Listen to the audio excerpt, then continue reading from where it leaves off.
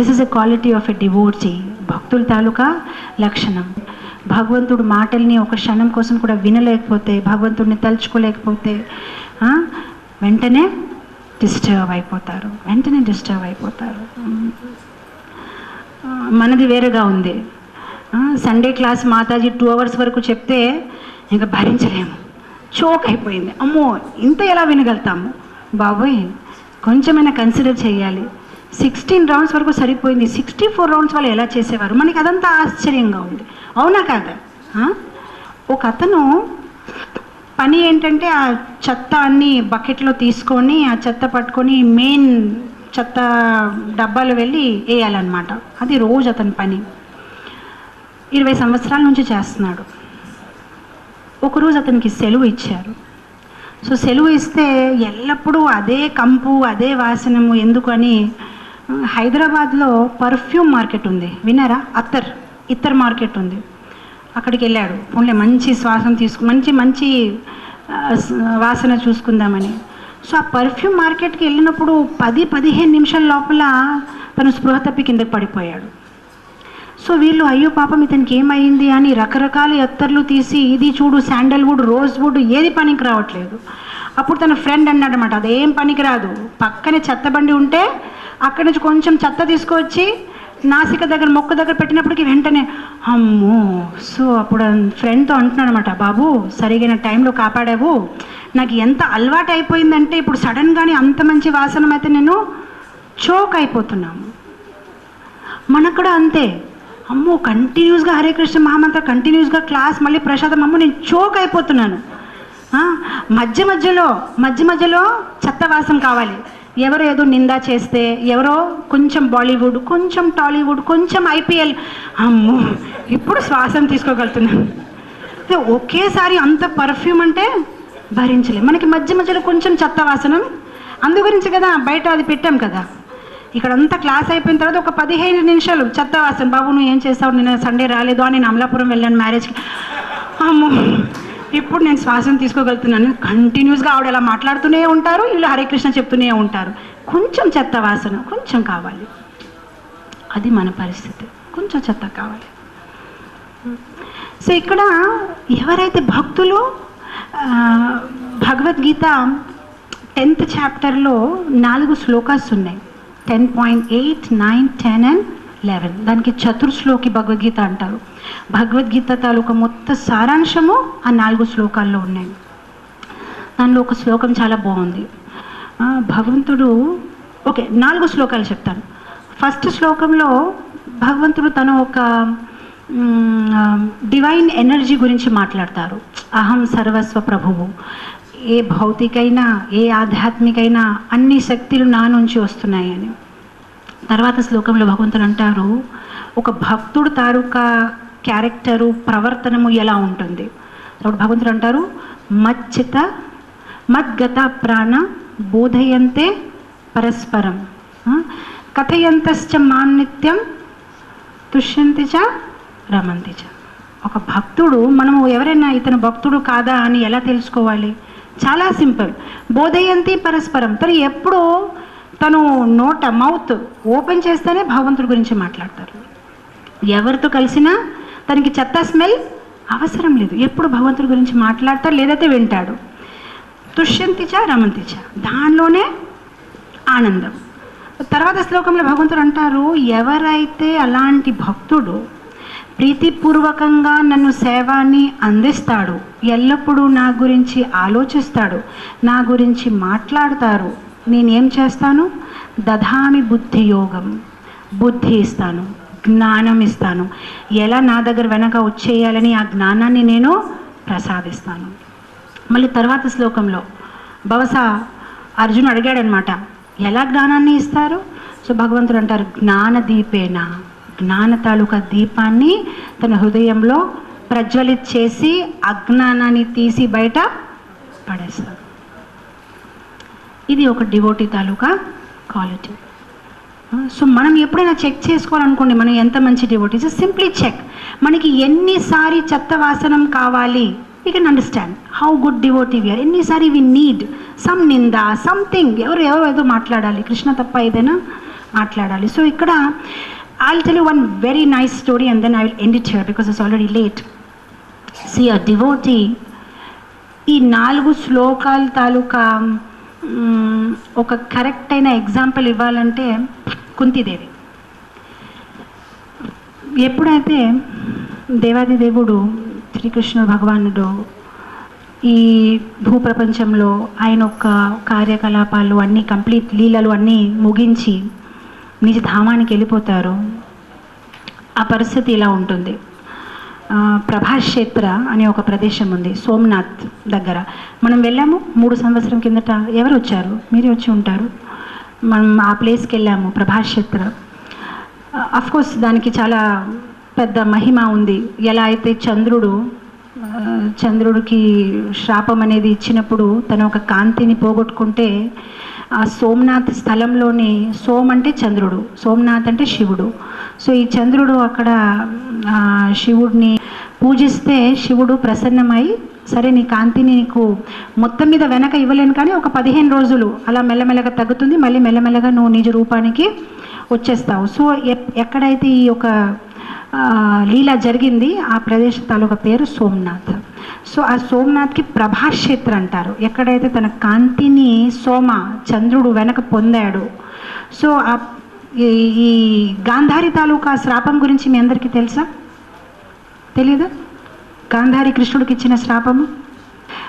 గాంధారి చాలా పతివ్రత స్త్రీ. ధృతరాష్ట్రకి కళ్ళు లేదని, తను గుడ్డివాడుగా ఉన్నాడని ఈవిడి కూడా ఒక బట్టని కట్టేసి ఎప్పుడు జీవితంలో ఏది చూడలేదు. సో ఎప్పుడైతే ఈ వార్కి అందరూ తయారవుతాడు, గాంధారి దుర్యోధనతో అంటుందన్నమాట, ఎందుకంటే నాకు చాలా శక్తి ఉంది, నేను ఒక పతివ్రత స్త్రీని, నేను నీకు ఒక వరాన్ని ఇస్తాను. సో దుర్యోధన అంటారు సరే ఇవ్వండి.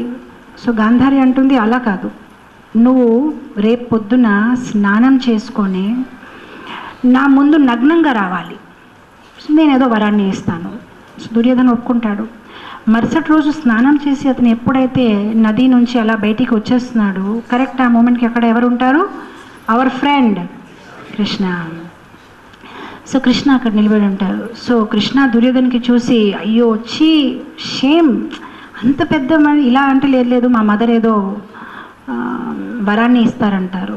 సో అప్పుడు కృష్ణుడు అంటారు మీ మదర్ వరాన్ని ఇస్తున్నారు బాగానే ఉంది, కానీ అంత కొంత బుద్ధి నీకు కూడా ఉండాలి, మొత్తం నగ్నంగా వెళ్ళకూడదు, నువ్వు కనీసం నీ నడుము దగ్గర ఆకులు పెట్టేసి వెళ్ళు అని అంటారు. సరే ఒప్పుకుంటాడు. సో ఎప్పుడైతే తను గాంధారి తాలూకా టెంట్ లోపలికి వెళ్తాడు, గాంధారి ఆ బట్టని తీసేస్తుంది. ఆవిడ కళ్ళు చూపుల్లో ఎంత శక్తి ఉందంటే దేని మీద అయినా ఆవిడ కళ్ళు పెడితే అది మొత్తం వజ్రంగా లైక్ ఐరన్గా తయారైపోతుంది అనమాట. సో ఎప్పుడైతే ఆవిడ ఓపెన్ చేస్తుంది, దుర్యోధన తాలూకా మొత్తం శరీరము ఐరన్లో తయారవుతుంది, కానీ ఆ ఒక పోర్షను. సో అప్పుడు గాంధారి చాలా కోపం వచ్చింది, నువ్వెందుకు నా మాట వినలేదు, నేను చెప్పాను కదా అని. అప్పుడు వెనక నుంచి మన ఫ్రెండ్ హలో ఐఎమ్ హియర్ అంటారనమాట. సో వెంటనే గాంధారి నేను ముందే అనుకున్నాను ఇది నీ పని ఉంటుంది. సో నువ్వు ఈ దుర్యోధనకి ఇలాంటి నేర్పించకపోతే ఈరోజు నా వంశాన్ని కాపాడి ఉంటాను నేను, కానీ నువ్వు ఇలా చేయడం వల్ల నేనేం చేయలేకపోయాను. సో ఎలా అయితే నా ముందే నా వంశం మొత్తం నాశనం అవుతుంది, నేను నీకు శపిస్తున్నాను, నీ వంశం కూడా నాశనం అవుతుంది. సో గాంధారి ఇచ్చిన ఈ శ్రాపానికి నిలబడి పెట్టడానికి కృష్ణుడు ఒప్పుకుంటారు. సరే అయితే ఇంకెందుకు, మొత్తము కృష్ణుడు తాలూకా వంశం అంతా నాశనం అవుతుంది. సో ద్వారకాలో ఒకనప్పుడు కృష్ణుడు తన పిల్లలందరినీ తీసుకొని ప్రభాక్షేత్ర ప్రదేశానికి వెళ్తారు. అక్కడ వీళ్ళందరూ వాళ్ళ మటుకి వాళ్ళ లోపలే ఏదో ఫైటింగ్స్ అవుతాయి, ఫైటింగ్ అయ్యి కొట్టేసుకొని మొత్తం అంతా అందరూ చనిపోతారు. సో అక్కడ నుంచి ఒక 4-5 కిలోమీటరు కొంచెం దూరంలో వీరావలని ఒక ప్రదేశంలో భగవంతుడు అక్కడ వెళ్ళి ఒక చెట్టు కింద కూర్చుంటారు. సో అక్కడ ఆ నిమిషం భగవంతుడి దగ్గర ఎవరు ఉంటారు? ఉద్ధవ్ మరియు మైత్రేయ ముని, వీరిద్దరు ఉంటారు. మరియు దారుక, భగవంతుడి తాలూకా డ్రైవర్, చారియట్ డ్రైవర్. సో అప్పుడు కృష్ణుడు దారుకకు ఒక మెసేజ్ ఇస్తారు, నువ్వు వెంటనే ద్వారకాకి వెళ్ళు, అక్కడ అర్జున్ వచ్చి ఉన్నారు, అర్జున్కి మెసేజ్ ఇచ్చే నేను ఇప్పుడు నిజ ధామానికి తిరిగి వెళ్ళిపోతున్నాను.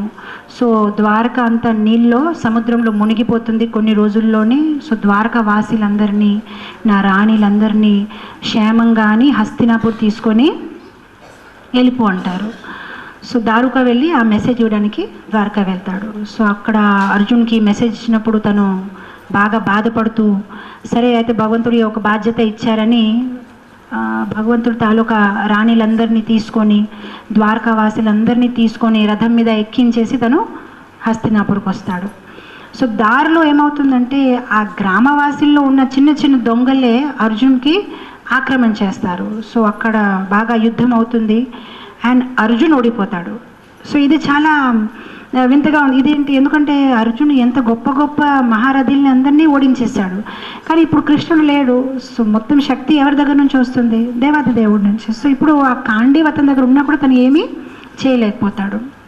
సో మొత్తం మీద తను హస్తినాపూర్కి చేరతాడు. ఈ దొంగలన్నీ దొంగలిస్తారు, కృష్ణ తాలూకా రాణీలు అందరినీ తీసుకొని వెళ్ళిపోతారు. అర్జున్ బ్యాక్ టు హస్తినాపూర్ వచ్చేస్తాడు. వచ్చినప్పుడు యుధిష్ఠిర్ మహారాజ్ దగ్గరికి వెళ్తాడు. సో యుధిష్ఠిర్ మహారాజ్ తను మొహం చూసుకొని చెప్తారు, ఏదో జరిగింది నువ్వు చెప్పు అని ఒక 4-5 ప్రశ్నలు అడుగుతారు. ఎందుకు దుఃఖంగా ఉన్నావు, నువ్వు ఏమైనా తప్పు చేసావా? అండ్ మొత్తం మీద చివరిలో యుధిష్ఠిర్ మహారాజ్ అడుగుతారనమాట, అయితే ఎవరైతే ఎప్పుడు మన హితం గురించి, మన మంచి కోసం ఎవరైతే ఎప్పుడు ఆలోచిస్తూ ఉన్నారు, అలాంటి దేవాది దేవుడు కృష్ణుడు ఇంకా ఈ భూప్రపంచంలో లేరా అర్జున్ అని అడుగుతారు. అప్పుడు అర్జున్ ఒప్పుకుంటాడు. ఈ నిమిషంలోనే కుంతి మహారాణి కూడా ఆవిడ భవన్లో ఉన్నప్పుడు ఎవరో వచ్చి మెసేజ్ ఇస్తారు, ఇలా అర్జున్ వచ్చేసారు ద్వారకా నుంచి. సో కుంతిదేవి అంటారు, ఇది చాలా వింతగా ఉంది, అర్జున్ ఎప్పుడు వస్తే ముందు వచ్చి నన్ను నమస్కారం పెడతాడు, తర్వాత యుధిష్ఠిర్ దగ్గరికి వెళ్తాడు, ఎందుకు నా దగ్గరికి రాలేదు? అప్పుడు దాసి అంటుంది, ఏం లేదు, చాలా దుఃఖంగా ఉన్నాడు, ఏదో బ్యాడ్ న్యూస్ తీసుకొని వచ్చాడు. సో కుంతిదేవి అడుగుతారు, ఏంటి బ్యాడ్ న్యూస్? సో అప్పుడు ఈ దాసి అంటుంది, ఇలా కృష్ణుడు ఇంకా ఈ భూప్రపంచంలో లేరు. వాళ్ళు చెప్పినప్పటికీ కుంతిదేవి తన దేహాన్ని త్యాగం చేస్తుంది. ఫినిష్డ్. ఇమ్మీడియట్లీ లేరు అంతే, పడిపోతుంది. సో ఈ కథ మీ అందరికీ ఎందుకు చెప్పానంటే, కుంతిదేవి ఒక భక్తి, భగవంతుడు లేరు అంటే తర్వాత ఒక శ్వాసం తీసుకోవడానికి కూడా ఆవిడకి ఇష్టం లేదు. ఇంకెందుకు, ఇంకొక శ్వాసం కూడా వద్దు.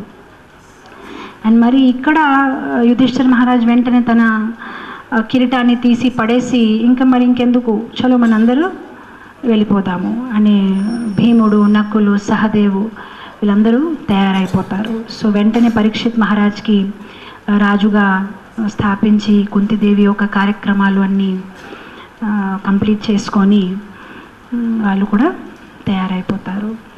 So devotees of the lord, their happiness, their every moment, everything is connected to Krishna. Without Krishna nothing is interesting, nothing, no more,